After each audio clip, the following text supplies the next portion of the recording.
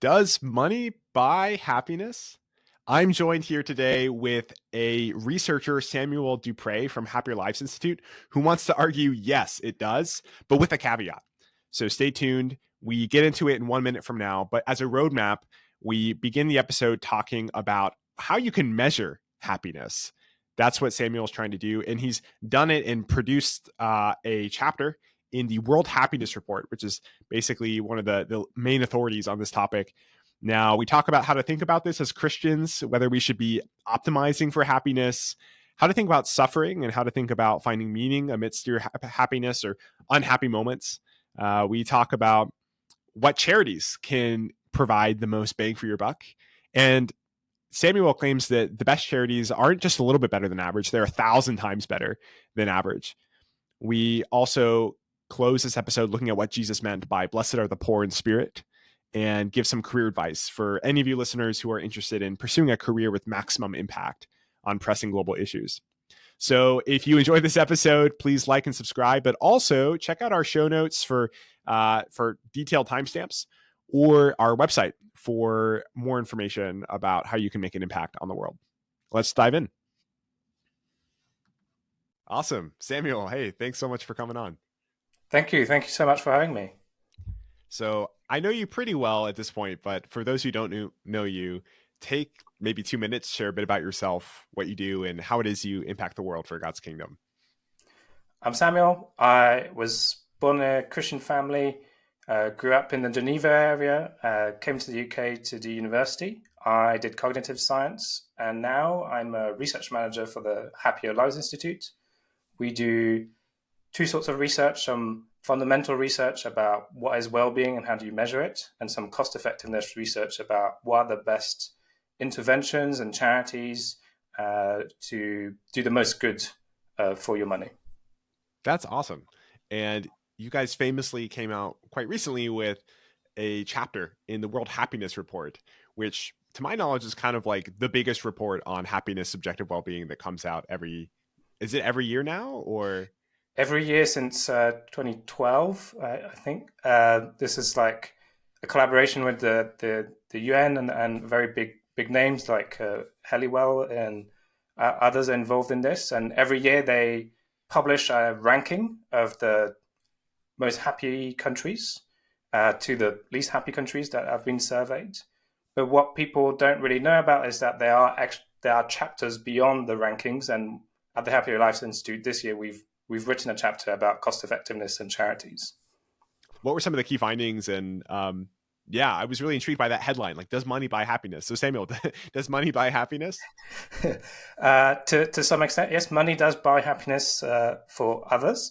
So you can give some of your monies to charities that will improve the happiness of other people. And when I'm talking about happiness, I'm not saying some sort of woo thing about yoga mats and berries, just like the core thing about what makes life go well, what's a good life. So this kind of philosophical understanding of well-being and happiness. This is the first kind of review of cost effectiveness of charities in terms of well-being. This is something that we've been working on for a while, we're really proud of. And the core finding is that you can increase the good you do 100 times or even 1,000 times for no cost to yourself by just giving money to the most cost-effective charities rather than the least cost-effective ones, because there are really big gaps in how much good a charity can do with your money. That's awesome. No, I am familiar with this concept of like 10, 100, 1,000x differential. In effective altruism, they talk a lot about that difference. I think oftentimes it's talked about in the context of costs to save a life, right? Like, or disability adjusted life years, stopping people from getting life altering, injuries to limb and livelihood. But you look at this from a different direction or dimension, rather, the dimension of well-being, right? So how does Happier Lives Institute think about well-being and happiness, make it like more granular? So there are two things that often people discuss, like, how better are some charities than others, and usually people seem to believe like the best charities just 1.5 or 2 times better than the average charity. Experts and in effective altruism, people talk a lot about 100 times better. But actually, no one has done this sort of analysis of charities and how much better they are compared to others. There's some analyses with interventions in health and things like that, but like this is the first time this is about charities and their cost effectiveness. And there's an interesting sample of charities in our report, and their analyses by other people. The second thing that's interesting about this analysis, as you mentioned, is that we're not looking at health or number of lives saved, we're looking at well-being. So well-being is, we consider this to be what ultimately matters. So you often have people look at health measures or how much income a charity or an intervention has done. And these things are great things. Like, it's great that people have money and people have health, but they are not the ultimate thing. They're instrumental things. For example, why is it good that I have money? Well, with that money, I can buy food and shelter and these things. And why is it good that I have these things? Well, if you continue that reasoning far enough, you get to the point where you're talking about what's ultimately good. And in philosophy, that's well-being. There's different theories of well-being, but generally the idea is that things like how people think and feel about their lives is what ultimately matters. A little test for this is if you gave money to someone or to a charity and they did something and the people were just as miserable before and after, then that's not affecting the thing that matters. Yeah. That's a really important concept. And it's also a theologically loaded concept too, right? Like, what is actually best for us? What is good for me? And we can give that concept a placeholder term, well-being, right? But at Happier Lives Institute, you have a way to measure this thing. And how do you go about measuring this thing? Yeah, so this is not something the Happy Lives Institute has invented. People have been measuring well-being, and it's a field in academia that's been growing for a while. And the measurement of well-being is quite easy. You just ask people to report it. So if I want to know how well your life is going, I could look at your bank account and your medical records and say, well, this is how good JD's life is. Or I could ask you, on a scale of 0 to 10, how satisfied are you with your life, or how happy are you? And these are easy questions that people can answer quite well. And this has been tested a lot. These are valid measurements. They measure what they intend to measure. They're reliable. They don't just change answers whenever you use them. And there's been a lot of work by big organizations like the OECD, for example, has a set of guidelines, and member countries measure life satisfaction and other measures of well-being of their citizens. So that's what we use, just like what academics use to measure well-being. What the extra thing we do, and that's still not something we've invented, but something that we're the kind of main users of, is that we use the Welby, or the Wellbeing Adjusted Life Year, where we just integrate the effect on well-being over time. So say one Welby is a 1 point increase in your life satisfaction on a 0 to 10 scale over a year. So if you go from a 7 to an 8 for a year, that's one Welby. And that's the thing that we use. And then we divide the number of Welbys that a charity does by the cost. And that's how we get our cost effectiveness measure. How many Welbys does a charity produce per dollar? Right. So let's take an example real quick. So let's say you ask somebody how they're doing, and they tell you they're 6 out of 10. And let's say they receive some kind of charitable benefit or program, and maybe they get a cash transfer. Maybe they go from 6 out of 10 to like 6.5 out of 10 for like a year. That would be half a Welby. Sorry. That would be half a Welby. That's the idea behind it. For other examples, directly from the literature, being unemployed reduces well-being by about 0.5. I was looking earlier, the top kind of ranking countries, like the Nordic countries, compared to the US and the UK, they're about like a point difference. So that's the magnitude of these things. And then in our analyses, we go like a step further by, we make sure that this effect is actually something that would only happen because of the intervention. We look at how long the effect lasts. We consider things like how it affects other people around them. Like, there's a lot that goes into the analysis. So yeah, that's the core idea, and then we build a lot of things on top of it. Nice, nice. So I was thinking about this even last night because I was catching up with an old friend and he was asking me how I was doing because I am a new father and I've been pretty sleep deprived lately, but I'm on the mend. I'm on the up and up. I remember thinking back then on the rough days, like, man, my well being is like a 3 out of 10. But last night I told him my well being is like a 6 out of 10. Is this actually a reliable way to assess my own happiness? And I wonder, like, maybe there's also something to do with like who's asking me, the context in which I'm giving that answer, right? Like if I'm talking to someone who I know really well, I'm comfortable giving like a very honest, brute answer. So is this like connected to um biases about social social pressure? Anyways, you know where I'm going with Yeah. this, but how does this relate to some of the things you're finding in the research? What you describe about maybe I won't tell people exactly how I Social feel, something desirability like that. bias, right? Isn't that Yes. the term? Yeah. That so social desirability is if I was like it would look better for me if I said I was a bit higher. And then there are other risks like demand characteristics. So if someone asks me something, I'm like I'm going to answer in a way that gets them or me something. Um, that is always a fear and a risk in asking people to self-report things. Um, we one good thing is that we use large samples. Uh, like studies use larger samples, so if there's like some random error, things like that, that will dissipate. There are control groups, so the control group people who don't receive the intervention are also asked about their well-being, and we compare the difference between the two. But ultimately, it is still an interesting question and something we'd want more answers about. The where would be a big problem is if people answered very differently depending on intervention. But whether you're using cash transfer or a psychotherapy intervention, something like that, you're using self-report. So hopefully, if there's a bias, it's the same across all the interventions. Um, and Right, like people aren't being uniquely biased by wanting to impress others when asked about cash or when asked about a health intervention, and not about all the other interventions, right? There's like there's a bias that's kind of universal sometimes, right? So sometimes it's a ladder and you ask people to rank where on a scale of 1 to 10 the steps of the yeah, ladder, where the top is the best and the bottom's the lowest, where they put themselves.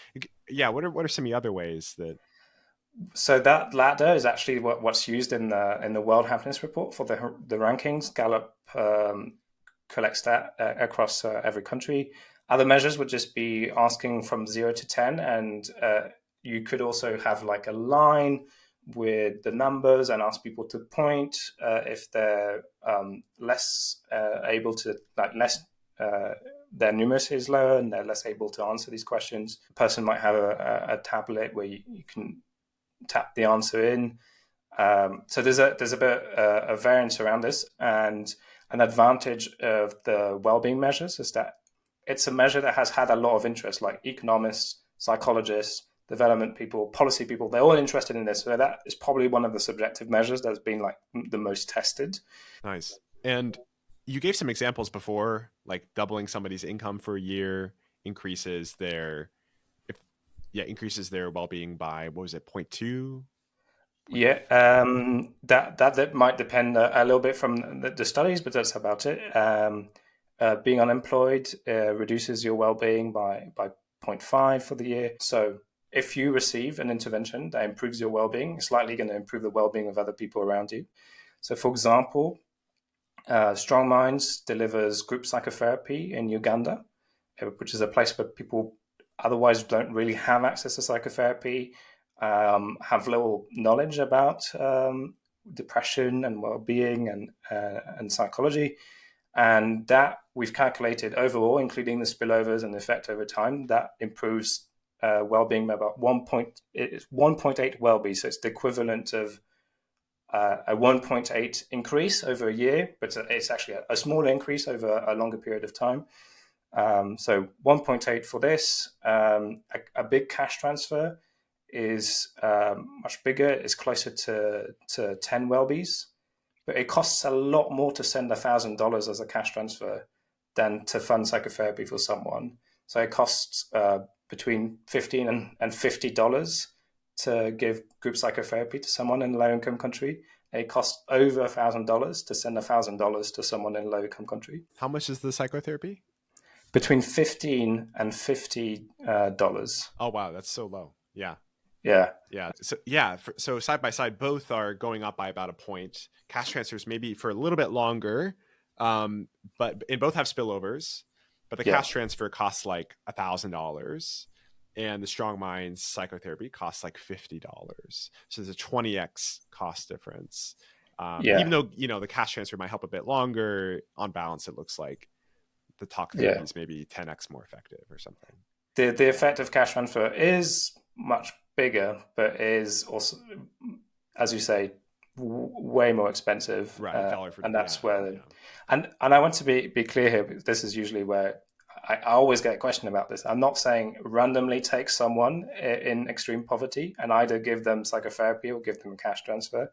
The people who receive psychotherapy, they have a specific need for it. They're depressed and they don't have access to psychotherapy. You can't just go out and buy psychotherapy in Uganda. It's not the same thing as here. And you are enabling them to then participate in society and work. And thankfully, these charities like Strong Minds or Friendship Bench, they're working with the governments in these places to also help out and increase the reach of people.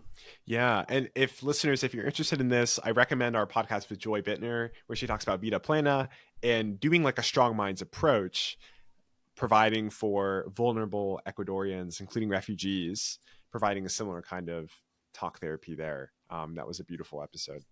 Yeah. And Joy used to work alongside you at HLI. Yeah. Joy was an HLI employee, yes. So we really like what Joy does. I also recommend that episode. Yeah, that's awesome.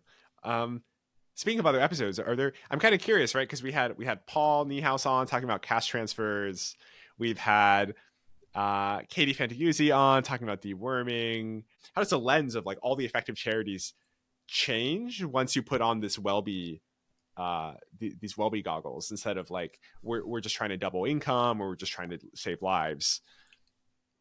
Yeah, that's a big question, and this is a lot of what we do. So the core of it is that we're measuring what really matters, that is well-being, and there's a lot of advantages to that. Just that we're measuring the right thing, but also that it makes it much easier to be able to compare very different interventions when we're using the same outcome. So how do I know how much good does deworming pills and a cash transfer and psychotherapy do? The core here is all of these things, whatever they impact, is that is going to affect people's well-being. So we're able to compare them in a measure that encompasses all of these. If you don't do that, you can't necessarily compare some of these to each other, or you rely on things like moral weight. So evaluators, so this is what GiveWell uses, for example. Evaluators, they will say saving a life is worth this much good, doubling income is worth this much good, and this is what we use to compare charities. So we don't do that. We go directly to the measure that counts. We go to well-being, and there's two advantages to this. One is that it doesn't depend on us making a guess about what is good and how these things trade off. Humans are particularly bad at predicting what will be good for their well-being. There's a whole literature on affective forecasting. This is also why the Welby is much better than DALYs or QALYs. So DALYs and QALYs are health measures for health economics, and they ask often people to say, so basically they ask people to guess, because they're asking people, how many years of your life would you be willing to trade off not to live with this or that disease? And that person doesn't have that disease. They're just asked to make a trade-off in their mind. And some studies have shown that actually people undervalue how bad mental health can be. So in the trade-offs, they're like, well, mental health, having a mild mental health problem is just as bad as having a small mobility problem. when you actually ask people their well-being when they have a mental health problem or a mobility problem, mental health is like 10 times worse. So we're not very good at guessing. The second advantage here is that if your moral weight only includes certain things and your intervention does other stuff, you're not including that. So I like to use this example of like if your intervention is trying to target loneliness and your moral weights is just income and you're not using a moral weight for like social connection, then you're missing out on like the core pathway to well-being that your intervention is working on. So by looking at well-being directly, we're saying that we're allowing people to integrate all the things that affect them in their life and go directly to the answer. I read these estimates often when people are trying to quantify the impact or the importance of these qualitative states. They always compare it to money, right? Is that kind of what you're challenging? Yes, that is what we're challenging. We're saying, any examples come to mind about how people are just really bad at predicting what will make you happy? People are chasing, especially people who don't know Jesus, are chasing all the wrong things about their lives. And maybe this is a nice segue. Maybe speak to this first, and then we can segue into talking about like what really will make people happy and what really is well-being. Mental health is one that's often not weighted correctly, and then maybe to help us segue into the what's ultimately well-being and a Christian angle to it. I would say that ultimately, or we all need a renewed relationship with their Creator that God allows, because God the Son became incarnate, died on the cross for our sins, and came back to life, and so death. Big end on well-being. Resurrection and new creation, big bonus for well-being. But I think this is where for Christians it gets interesting. So I say like well-being is what ultimately matters. Mm-hmm. But I think as Christians, we want to take the definitions of well-being and put them in a certain context. So there's different definitions of well-being. But for example, one is just kind of hedonia or happiness, so the sum of positive and negative things, or another is desire theories that links quite well to life satisfactions, like having my desires fulfilled, and that there are others, but for each objective list theories, right? There's this concept that some things we objectively need, whether or not we say it or recognize it. Yes. Objective lists, hybrid lists as well, and they include some subjective features. Eudaimonia, how meaningful my life is. Do you have a pet theory? I think I might be a desire theorist, but I'll give you the Christian version of yes, rightly ordered desires. Yes, exactly. I want to design what God desires, and so that's how we as Christians should understand well-being. I say all of this. I'm not a philosopher, not a theologian. I'm just a researcher in the middle of these things as a Christian who's like, okay, this is the main thing I do every day. How do I think about it? And I think as Christians, as long as we agree that this should be put in the context of God and our relationship with God, you can have your own definition of well-being. We can have disagreements about this. I'm not advocating for a God-ordered desire theory. And I think what we also have to accept is that there will only be perfect well-being in the new creation. It's only going to be imperfect and temporary here, but that doesn't mean we shouldn't work really, really hard to love and care for our neighbors to improve their well-being. And where Christianity has this little thing that makes it that you're not fully a kind of a welfare. No, you don't just think that well-being is necessarily the most important thing, is that Jesus said that we will suffer. And I think that if someone becomes a Christian in a place that's persecuted, interestingly, by the way, the places where Christians are persecuted, they're also very far down the list of happiness in terms of countries. If someone becomes a Christian and is persecuted and that lowers their life satisfaction, I still think that's better for their life, that they have a renewed relationship with their Creator.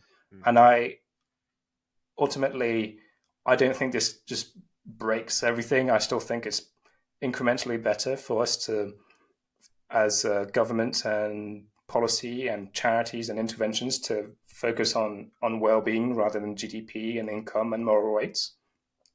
But this is the kind of constraint for Christians. Mm. Mm. Yeah, it raises this uncomfortable question, which is related to, should we treat the poor and the suffering differently on account that their suffering might give them a greater opportunity to know God, right? We know people who live in poverty and suffering are nearer to God, at least in how they report it. They report being more dependent on God, being more religious. But it seems like a horrible thing to say that we shouldn't help people who are desperate because their despondency is increasing their reliance on God, right? That's like a very brutal form of tough love. But Yeah, what I hear you saying is increasing well-being is not the end all be all. We shouldn't do it at all costs, right? yes. Yeah, the example I was giving is there are situations where well-being might not go up or it might even go down, but I think it's better. What you describe of like, should we leave people in suffering so that they come closer to Christ? The big no-no. I mean, the way I hear it framed is, should we focus on lifting people out of poverty or lifting people's well-being if they're really low, if it's just going to make them richer or higher well-being but more godless, right? Um, I I'm, I I'm uncomfortable with the insinuation that we shouldn't help people who are desperate because it might make them more independent and secular. But I'm curious if you have thoughts on that. I was sorry. I was jumping at the bit to say I'm also Yes. very uncomfortable with this. I I think so. Yeah. Jesus tells us to make disciples, and Jesus tells us to love our neighbor, and he never says like, oh wait, don't don't help people if that may bring different temptations and different struggles. Um, I yeah, yeah, just it's. I'll give another example of this. Is you go into some strange places if you're like, um, let's just kill the Christians and they'll go to heaven and it's fine. I'm like, no, this is not how it works. And I think ultimately because we have some constraints, there are some things that just are good things to do that God has instructed us to do to love our neighbors and do this for them. And it's the job of the church and everyone to do that. And it's also the job of the church to then work on the issues that might come with that, like the church has to work with like the culture and the situation it's in and address these things. When in Revelation, there's letters to different churches. Jesus doesn't say to them like, actually go back to a lower level of well-being so that you'll be a better Christians. Just saying be better Christians. I also just so much misery in the world. Like I don't think we're necessarily reaching the point where we're like just making Americas everywhere. So I might believe that to die for Christ is gain, but that doesn't mean I don't have a very keen to save lives attitude of how I'm going to use resources or encourage people to organize resources. Actually, the church is very keen on life and these things. So there's a difference between like the things we do for our relationship with God and the things we impose to others. Where there's a risk is that we've decided that it's all spiritual, it's all detached, it's all about my personal relationship with God, and I'm never encouraged to give to the poor or to consider people far away or to do something material. I think we're embodied people. I think when Christ came back to life, he wasn't. He was in an actual body that the disciples could touch. I do hear Christians talk, and this, I guess to be more specific, within the ascetic traditions, there are examples of Christians who glorified suffering and who saw their suffering as an opportunity to physically complete what was lacking in Christ's sufferings, which is sort of like themselves bearing the marks of Christ's scars, right? In this what can become a very, self-mortifying, brutal pietism. And I'm very keen to challenge myself to endure discomfort, to willingly take on sacrifices, carry my cross in big ways and small, to serve others for the good of the world, for the glory of God.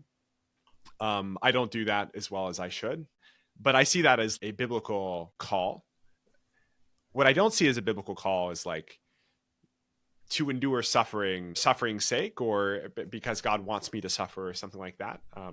I think Paul sometimes talks about suffering like it is an important means for sanctification, right? Through suffering, we produce endurance, and through endurance, hope. But I guess the corollary is it doesn't seem like intrinsically good if people, all else equal, have a lower Welby. That seems like inherently a bad thing.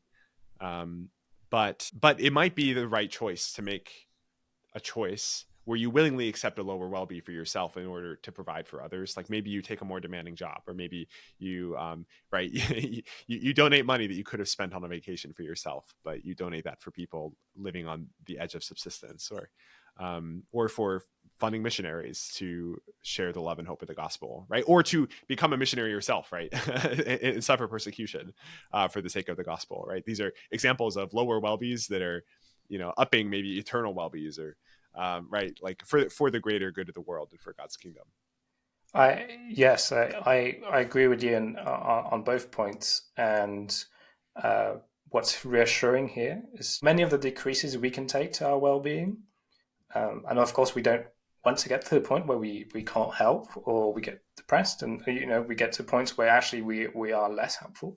But many of the decreases we can take in well-being are much lower than the increases we create otherwise. So Ryan Dry wrote a paper where they got money from really rich individuals and sent it to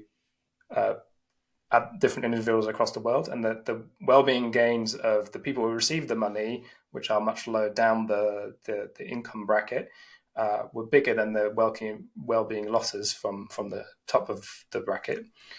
And so I think you can see that at a small level here for most of us, is we can forego some little pleasures that we can get in the West and send money to fund charities that will do way more with that money. And as to plug back to the World Happiness Report, as I said, the top charities they're like 100 or 1,000 times more cost effective than the typical charities. So you don't even need to sacrifice something for yourself. You can just give to more cost-effective charities, and you will be doing more good in the world. Yeah, you can go from like a 7 out of 10 to like a 6.9, but you can make somebody else's 3 go to a 5 like 1,000 times over. Exactly. That's kind of the vibe I'm getting. Yeah, but you might even go from like a 7 to like an 8, because is there research showing that giving increases subjective well-being? There's research showing that can improve your happiness and your well-being to do good and give money.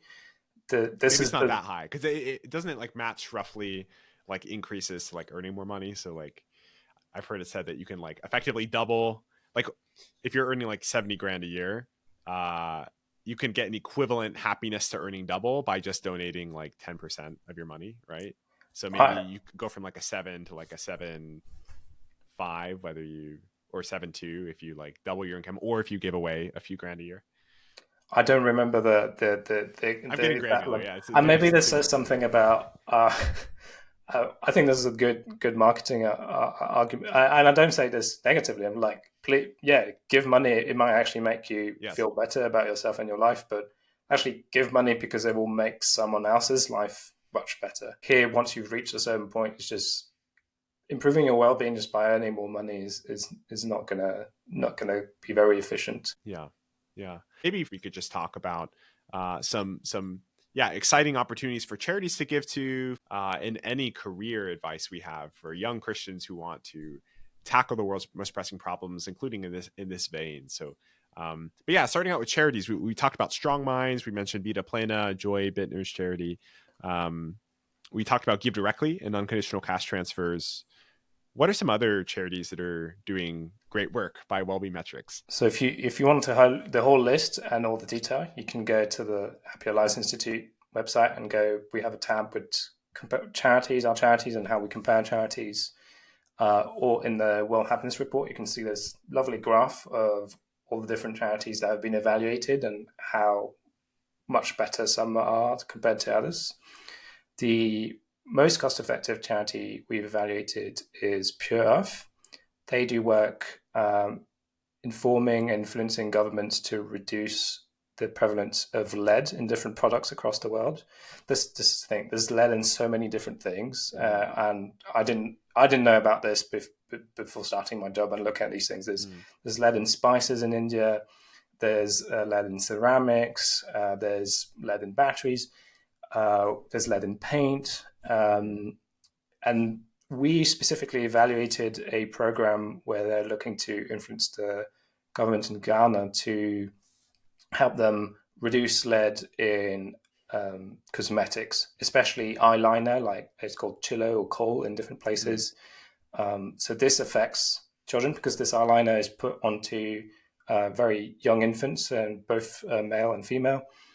And there's evidence that just lead is a toxin. It's not good, and it can severely impair development and outcomes in life, and therefore people's well-being. And so this is a really good way of improving the world, is just removing this effect of lead exposure in different places.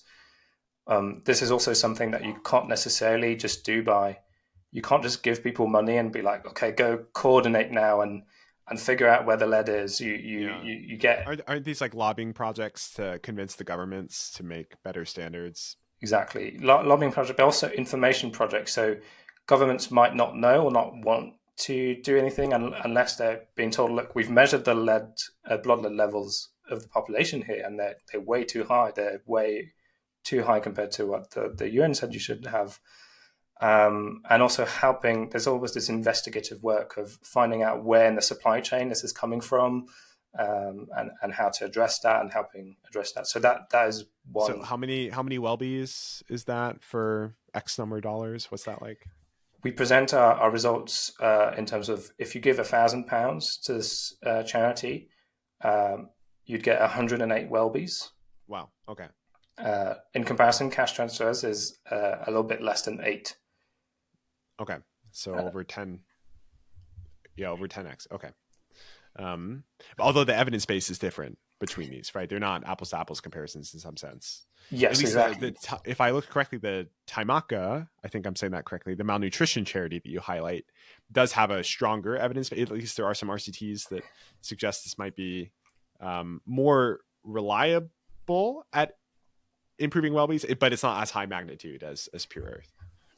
This is a really good point, and this is something we do in our recommendations. We not only do a high level split of, we have top recommended charities. So that's Friendship Bench and Strong Minds, which are psychotherapy in low income countries. That's because we've done the biggest analyses possible. There's a lot of data. We've taken into account lots of concerns, and they do good. And then we have promising charities that, like Pure Earth, are more cost effective, but they might not have the same evidence base. So for Pure Earth, we're relying on weaker points across the chain of our analysis. Same for Taimaka, but it's a bit different, and same for others. But which do you think have the strongest evidence base on that list? Or maybe I could be so bold to ask you, which of these do you give to yourself as well? I don't know how risk averse you are, but so as a charity evaluator, I don't know if I should answer the question of which one I give to. But if you are happy with some risk, say the top ones like Pure Earth, just go for them. If you want a lot less risk, go for the top recommendations. And then if you just I want no risk at all, I don't want to think beyond just giving people money. You can give to cash transfers, but that is at the, if you look at our list of evaluations, that is at the bottom of our list. That is, though, still much more cost effective than giving to a charity in the UK or the US that tries to help someone in the UK or the US. Yeah. And this is something that's important to communicate, and we hope we do it well in our reports, is that not all evidence is equal. And we try and communicate that. There's no like easy answer of like, this is how you should deal with uncertain evidence. So we get into kind of problems we have to be quite creative to solve. So that's why there's still like an incentive to like study these things, even if there are recommendations. And when new information comes in, we update. We update our recommendations, our numbers, etc. Yeah, more study is definitely really important. I remember Paul Niehaus said something like this: if you think there's a 10% chance that your charity or intervention has no impact, then it'd be worth, in principle, if you could find out whether it has an impact through doing a study, it'd be worth spending up to 10% of your charity into M&E, into research. So if you're doing $100 million a year for this charity, and you're 90% sure it works, right? Just 90% sure, but you're 10% sure it doesn't work, and you could figure that out with an RCT or with something else. You should spend $10 million a year figuring that out. I think like very few charities are like 90, extremely few charities are like 90% plus sure having the impact they claim. So it just speaks to the importance of the work that the people like you are doing.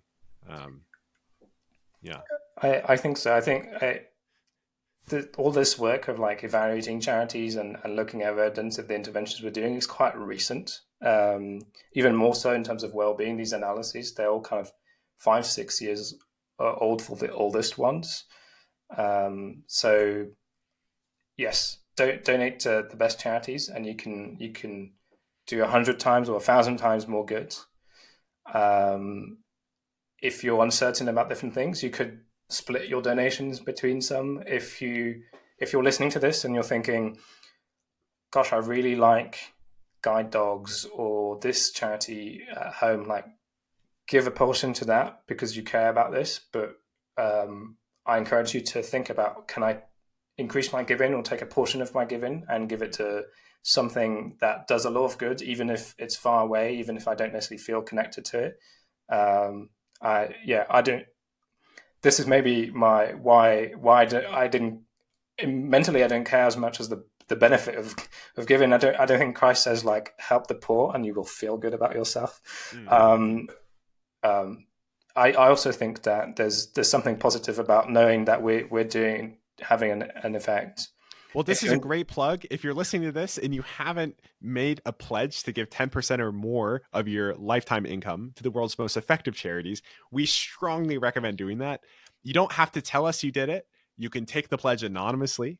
I will tell you that I've done it. I'm very grateful to have done it. I'm not giving as much as I should have, but I actually do think it makes me a person with more well-being. Like, I do rejoice at seeing the good that it brings about in the lives of others. But I want to ask you like a rapid fire round of questions with some criticisms or challenges of HLI. Is that okay? Or do you have to run? It'd be very convenient. No, I have the time, and I also haven't mentioned other things people could do in terms of careers. I'm happy to. Oh yes, so that will be our closing bit. Yeah. Good. Okay, cool.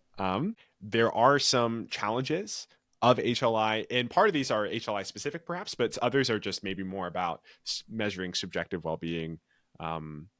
And forgive me, listeners who are like very advanced in these research methods or are economists who know the ins and outs of some of the technicalities of these things better than I do. But there's this question about like whether it's reliable to ask people scale 1 out of 10 when it seems like some cultures just like answer these questions differently than others, right? Like, aren't some Caribbean cultures like famously really, really high in how they answer these questions? Like, I think it's people in Costa Rica are like super high in how they answer them, but that might just like generally reflect a positive disposition among the average person, right?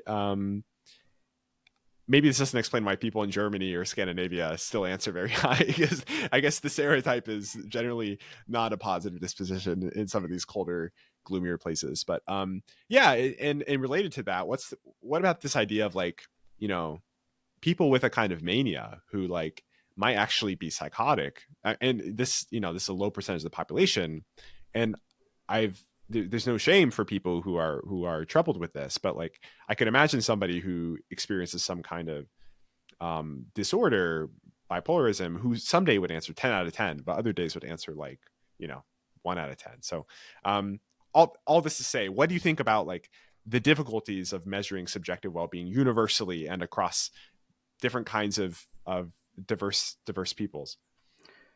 Yeah, this is a question about comparability in a sense of like, is your 6 out of 10 the same as my 6 out of 10? And that's a really good question to have on the mind when thinking about these things.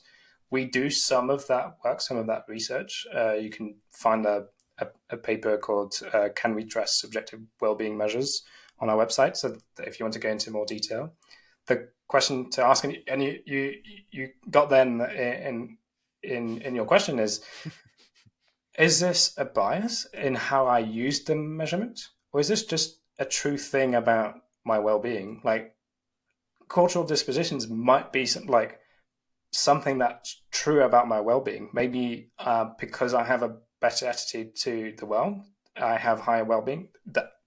That's just true well-being. If it's I answer scales in a specific way that affects things, that is more problematic. The assumption we go for now and the research we see for now is that these things are okay or hold in most cases, or that they won't completely reverse results. We hope there's more research in this area.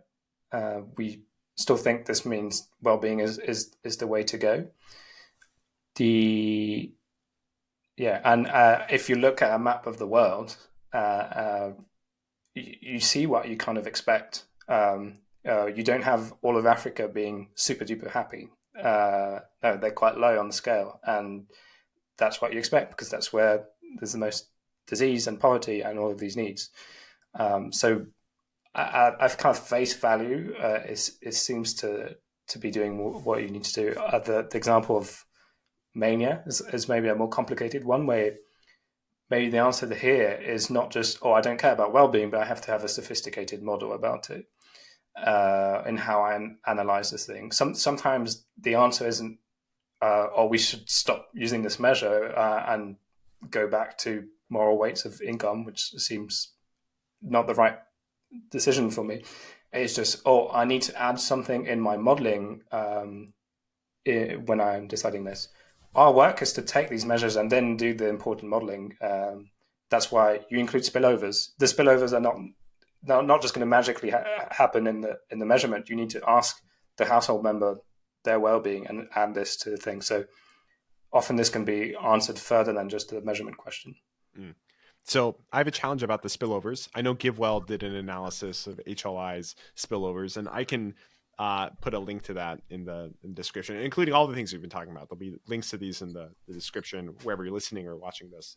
But how did you receive that criticism from GiveWell? I think they found that the size of your spillovers were, at least I think it was maybe, or perhaps this was James Snowden at Open Philanthropy, but the size of the spillovers, he found a different magnitude. There were two things. There's James Snowden pointing out an issue with our spillovers, and this is, I take full responsibility for this. I made a coding mistake in one of these, and we're very happy to have this pointed out. We updated this. Awesome. GiveWell also made a reanalysis of strong minds using ARM methods, but their modeling, and we have a reply to that goes into details. Please do list that as well. I love that you list those. Yeah, and in both of these, so we care about the truth, we care about knowledge. So when new information is brought up, if it's relevant, we take it into account. And to tell you how relevant it is, this is we have different editions of our evaluations of psychotherapy and strong minds. This was around the time of version 2, and we're on version 4 now. That came out last year. So if you want to know what the state of things are, and our spillovers numbers now are even more conservative than what GiveWell suggested. Yeah, so if you want to know what the state of it is, that big report is where to go. In detail, like GiveWell had other things in their reply. Briefly, I'd say uh, maybe a difference in our methodology here is that we're like, oh, there are these things we're uncertain about, and we're going to put a discount. So for people who don't know the internal like just go for it. Basically you get a number from the study and you're like, there's something about this that doesn't necessarily correspond to reality, and I want to adjust for this. A very valid thing is like, well, I have a study about the intervention in one situation, but actually I'm evaluating a charity that's delivering it in another situation. So maybe a different country or different format or different dosage. Like they give psychotherapy for 6 sessions, but my study is like 12 sessions. Mm-hmm. And so you want to make adjustments for these things. Very often the way GiveWell do adjustments is just they're very, very competent analysts put a number like, I think I should put a 10% discount. Like 30% less, right? just haircut, right? Exactly. The impact of this, yeah. Exactly. Whereas what we really strive to do is to have an empirical basis to answer the uncertainties and to build the discount. So like, okay, we have a difference in dosage here, like the example I had of 12 and 6. I'm going to look at dosage in the literature, like how does it affect psychotherapy?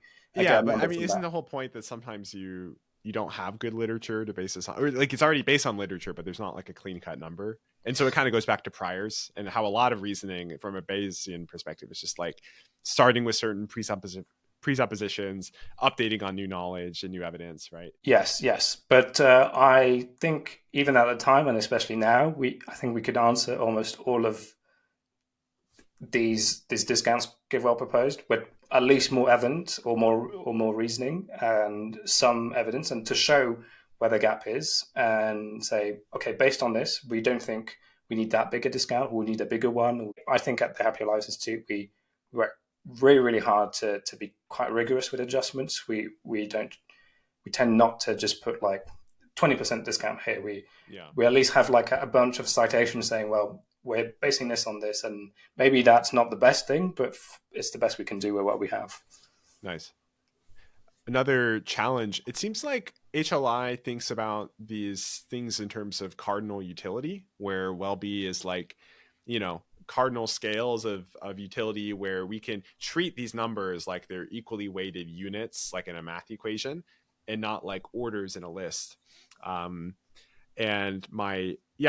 guess there are two challenges. There's several challenges here. Maybe two I'll raise. Like one is like, can we really think about utility in a cardinal way? When people make choices, they're making choices between trade-offs. I choose A over B or B over C, but that doesn't mean I can measure A with some denominator of B and C, right? But then the second related question is like, can we really treat Welby's as equally weighted for all people? Like maybe a Welby matters a lot more, bringing somebody who's like just barely scraping by, living at like a 2 out of 10, getting them from like 2 out of 10 to 3 out of 10, like providing that psychotherapy for somebody who's like really depressed, right? It seems like really important than like, maybe more important than like providing a cash transfer for someone who's already at like a 7 out of 10 to go to like an 8 out of 10, right? Even if they're living in the same country, right? But like they'd be measured kind of the same on the Welbys. So do you have like a kind of prioritarianism that you bake in with your own like view of this? Or sorry, those are two questions in one, but it's good that they're both together, because usually when I'm asked one of these questions, I need to bring the other one in. So I'm glad you put both in one go. So the question here is kind of like, are people, before we were answering the question, like, are people using the same stick for their scale, like the same scale, like is your 6 and my 6 the same? And here's like, are all bits kind of equally distant? Is it like a line, or are, for example, the middle bits quite linear, but the ends are much thicker? Like, is going from 5 to 6 a smaller gap than going from 9 to 10, for example? And here you can also look at, can we trust well-being measures? That's another question we look a little bit into. If you're interested in this wider in the well-being literature, Casper Kaiser has done some really good work with colleagues about actually to reverse some of the findings in the literature. You'd have to have people that use scales that are completely like impossible. So you're saying you'd have to have like really big differences between the latter steps, like not like a 2x difference between some steps, but like 10x or more between. You'd have to have really warped scales for it to have that effect. So overall, we go on the assumption that things are linear, that the scales are linear. But then you not because you think it's literally linear, but you think that's a close approximation. Yes. To how okay. And then you have this extra question that you point as like, is it more important to bring someone from T to 3 than from 7 to 8? And so if the scale is the same, so if it's actually the same difference of 1 point, then the question is a kind of a distribution of well-being, a kind of moral question of, do I want to prioritize people that are at the bottom of the scale? All things like, if everything else is equal, that the intervention has the same cost, the same effect, the same potential effects in the future, etc., then it is a moral question of, do you prioritize people at the bottom of the scale? I think you can make a pretty good case for Christians to care about the least of these, to care about the poor, to care about the people that are at the bottom of the scale. But that's something I leave to. No, it's fascinating because, right, like in Luke we have not blessed are the poor, or actually, right, there's two versions of this beatitude, right? I'm not sure which is which, but in Luke or Matthew, in one you have blessed are the poor, and the other you have blessed are the poor in spirit, right? One's measuring income, the other's measuring well-being, right? So both, I mean, but they're quite related in some sense. Yeah. I don't know if you've ever thought about that. But. I mean, the Beatitudes are really interesting because I'm sure someone will correct me on this, but this is about Mary Gatos. This is about happy are, or the good life belongs to the poor in spirit, etc. So it's very, like, when I hear it, I'm like, oh, this is like Jesus making a statement about what the good life, that these people will have the good life. Because there's a longer conversation. Oh, actually, maybe we should go into it real briefly. What do you think Jesus is saying? But you don't think Jesus is saying that, like, it is better to be low income and like low well-being because you reap eternal rewards? No, I don't think he's saying that. I think an answer to that is complicated. I think these are one of these passages where we have to be comfortable with, like, oh, this, he's spinning something on its head, and we have to meditate through this and take some time. The Bible Project has a few like episodes related to this concept or the Beatitudes. They did a whole series on the Sermon on the Mount. I think that's quite helpful. I think this is a statement about the priorities of the kingdom. The Sermon on the Mount is like the kingdom's manifesto. Like, this is what Jesus' kingdom looks like, and about giving value to these people who are not giving value otherwise. Then, yeah, final challenge. Does this give us weird situations where, like, it might actually be a lot more valuable to save a life of somebody who's high well-being than the life of somebody who's low well-being? So, for instance, we might weigh it as like 3 times as good to save somebody who's like my well-being, like 6 out of 10 right now, is presuming I have that well-being for the rest of my life, and presuming I'm like a siloed unit. I don't have any spillovers from like how I act on those around me.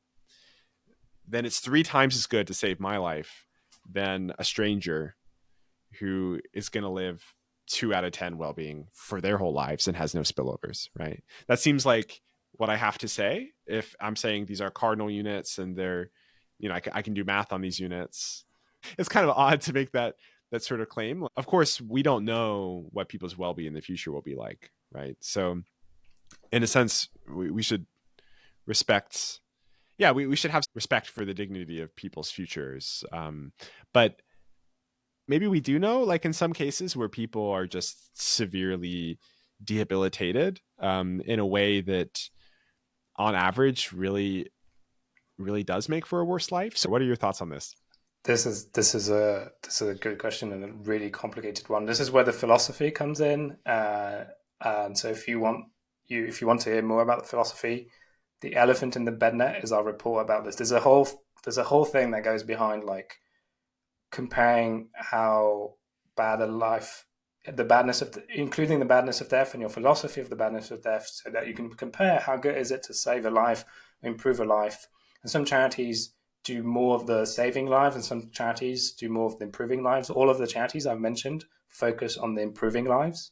But we have this report, and you can click. There's a link to an app where you can compare the different philosophies if you've gone through the stuff there. What you're pointing out is like a further question. But first, I want to say this is not just a problem for Welbys.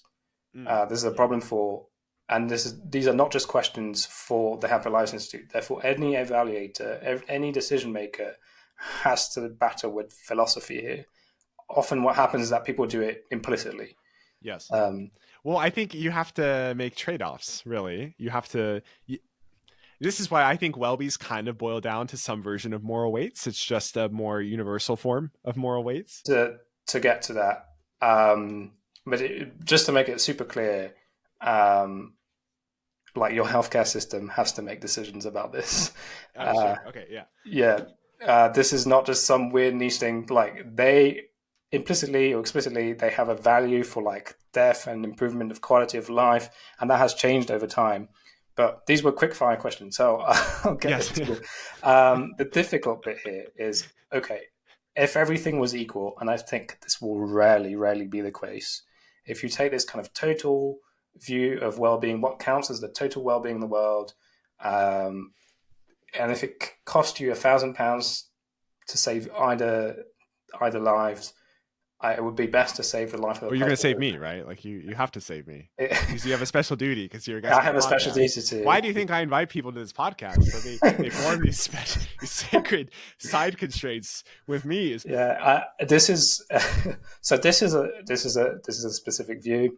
I think two things. I think you can predict a lot of people's well-being over the time course. I think. But bear with me. There's a but at the end of all of this. I think that is it will be very rare that it costs the same to save a life in the UK or the US compared to in Kenya. This is also why systems that government valuations of well-being, like they're not the same as what we do, because we look at well-being. We don't look at the value over well-being. We look at well-being. But if you are uncomfortable with this idea and this framework, and this is where the philosophers might not be happy. I think there are constraints we can put on this, and this is why, as a Christian, I was saying earlier, and like we're ultimately not necessarily all about well-being. I might have constraints on this, if someone's relationship with God is renewed, I think that's better for them, even if it decreases their well-being for some reason because they're persecuted, for example. So this is out there. This is something I've been thinking about. I was like, okay, so one thing is that I can say that saving a life is always positive. I can say, even if maybe people have negative well-being, I'm not going to let that influence my decision-making. Pardon? Like it goes negative too? So the scale doesn't necessarily go negative, but there's a question of like, are people who are saying that they're 2 out of 10? Is like that what's the net neutral? The neutral point on the scale is it actually 0 or is it actually 2? Exactly. Yeah. And you could say, okay, because I'm a Christian, I think there's this really long-standing tradition of really valuing life in the church. Yeah. I'd say, okay, I'm gonna just say valuing life is always positive. So a lot of people will probably disagree with me on this. I'm just saying, like, here are some constraints you could put in. And then the second thing you could say is actually the value of saving a life. I'm not going to use the well-being of the individual. I'm going to use the average well-being in the world, because then every individual has the same value, and I still have a commitment to improving the quality of life, because I want to improve the average across the world. Now, these are slightly weird things I'm proposing. I'm proposing some constraints. They don't directly translate into the actual well-being in the world. I do think that the ultimate perceiver of all this well-being in the world is God, and maybe one can make the case that like God wants to put these constraints on it. I don't know. I think the church has a really a tradition of really valuing life, and maybe this is where this comes in. That makes sense to me. About saving lives, so this is with now, real quick, going over to careers and career advice for Christians who want to have the greatest impact on pressing global problems. Your background, you studied psychology, math. What's your educational background? I have a master's in cognitive science and decision making, so that's a kind of mix of these things. I think I'm fortunate to have the job I have. I don't think there are many jobs like these. I'm not saying so I can't necessarily promise like you can do this. Yeah. Would you recommend your career path people re-engineer it? Or if somebody came to you today and was like, I want to research the things you're researching, how should they get involved? So whatever program you go for, a focus on like these quantitative skills would be really helpful. So I think that's been beneficial to me. So when I was choosing projects, I wasn't necessarily thinking like this would be a great project for this topic, but it's like I'm going to learn a lot from this. And some people will have opportunities to do something that does both, and that's great. There's a master's at LSE that's about well-being and policy making. But Ben Stewart, one of our research analysts, he went through that, and that's really, really good. That's a good option. If it involves some kind of scientific background and quantitative skills, that's great. I won't tell people like necessarily do economics or something. This is something I found kind of frustrating. So there was no Christians for Impact guides when I was making these decisions, and everything seemed to be do AI, do econ, or do philosophy. And I was like, great, but I'm not doing any of these.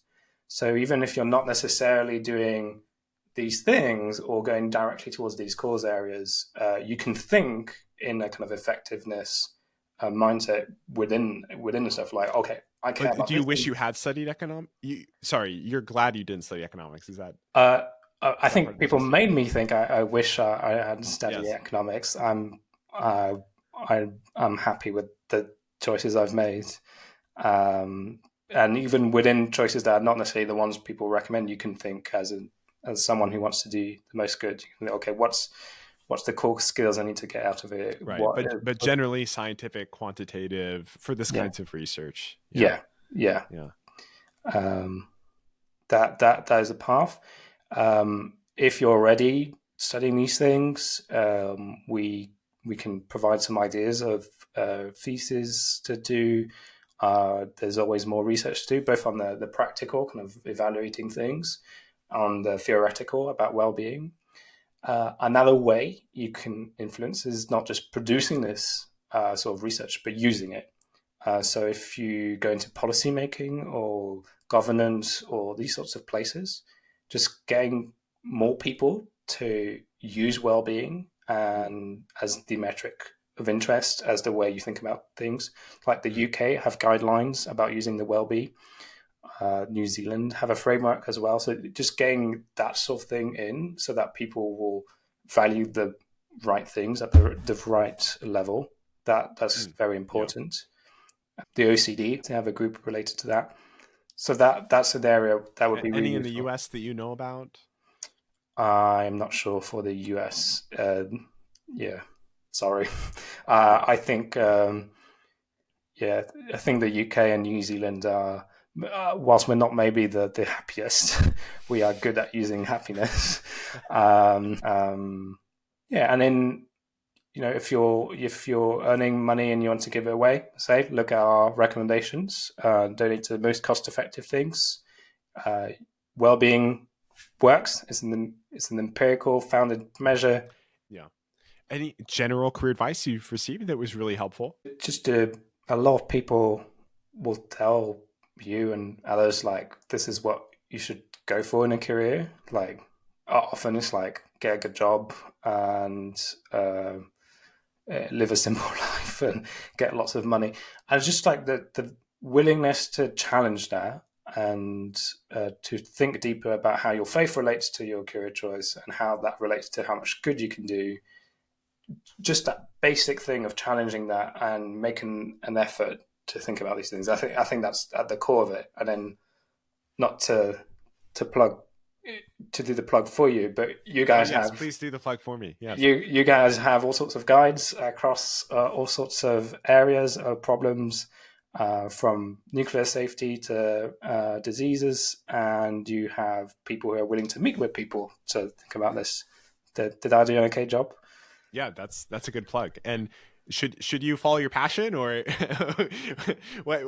what's the role of hearing God's voice in a supernatural way in career discernment? Do you think most people have like a burning bush moment? How do you think about like the role of prayerful hearing in career discernment? This is the Christian version of should you follow your passion, except we know that the heart is deceitful, and as I mentioned before, like desire theory, with the desires ordered by God. So I think some people have a strong calling, and that's good. I think there's a role for that.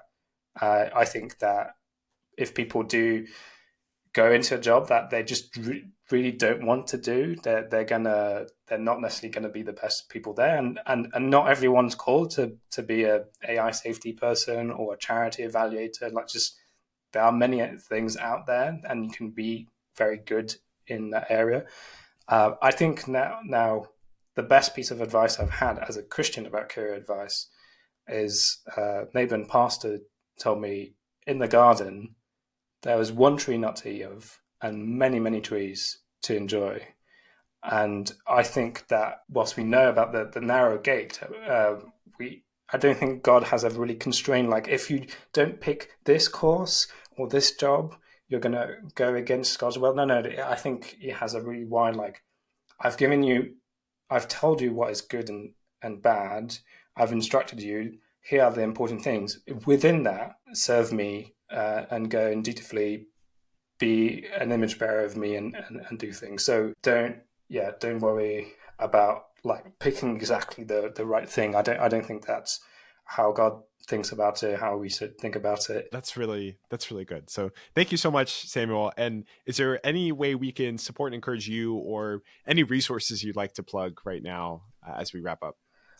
So I think you can support me specifically in like just prayer, that I keep thinking about what's the best thing I can do. You mentioned like giving less than what you committed to give. I think that's the risk for all of us in some way. Specifically, I meant my pledge, but I should be giving more than my specific. My specific goals.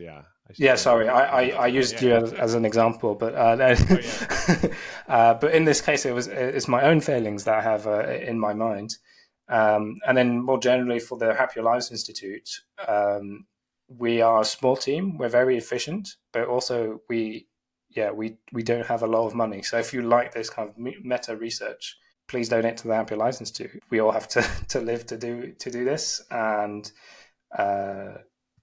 you can see that this sort of information, there's not a lot of it, but we can provide it. That's very important. Thank you for the work you do. Yes. And I hope some wealthy donors listening to this podcast who will shine a bright light on this meta project. So thank you everyone for listening. And if you enjoyed this episode, you can sign up for free one-on-one advising for your next career steps. We'd love to pair you with people like Samuel who can give you tailored advice for how you can make a greater impact with your career. For episodes like this, you can listen to Joy Bittner. You can listen to Paul Niehaus on Give Directly in the Cash Transfers. And awesome. Thanks again, Sam, so much. Thank you so much.